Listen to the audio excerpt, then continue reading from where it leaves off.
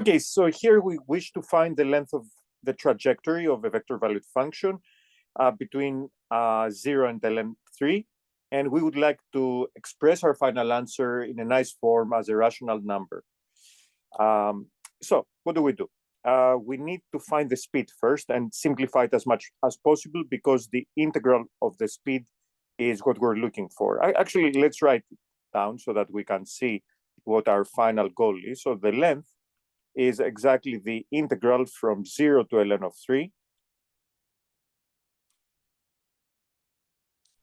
of the speed. The speed is the magnitude of the velocity, meaning of the derivative of the position that is given in our problem.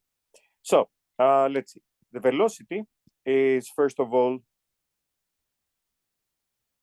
e to the t, comma, minus e to the negative t, comma, square root of 2. And the magnitude of this velocity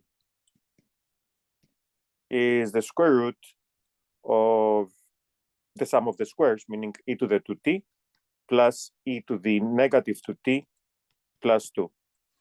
And the idea is to try to get rid of this square root. And here's where we use that good old identity that tells us that if you ever run into the sum of two squares and their double product, the sum of two squares of two numbers and their double product, that's exactly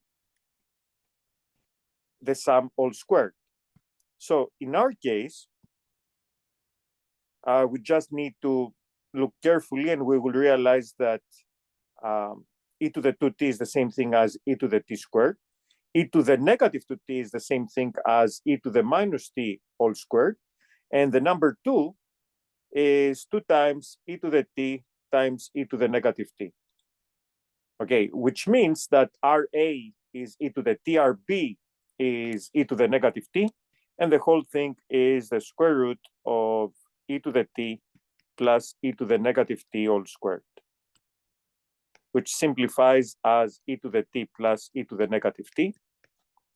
And now all we need to do is find the integral. So we will have the integral from 0 to ln of 3 of e to the t plus e to the negative t. The antiderivative here is simply e to the t minus e to the negative t from 0 to ln 3, which is e to the ln 3 minus e to the negative ln 3